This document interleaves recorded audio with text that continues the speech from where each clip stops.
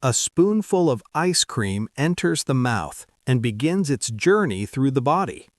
In the stomach, it melts and mixes with digestive acids. It breaks down into glucose and fats for absorption. The small intestine sends these nutrients into the bloodstream. Blood sugar rises, delivering a quick energy boost. The brain becomes more alert as neurons activate. Muscles receive fast fuel for short-term power. The gut microbiome interacts with the nutrients. Insulin works to balance the rising sugar levels. In some cases, dairy or sugar may irritate the stomach. Excess glucose can briefly overload the bloodstream.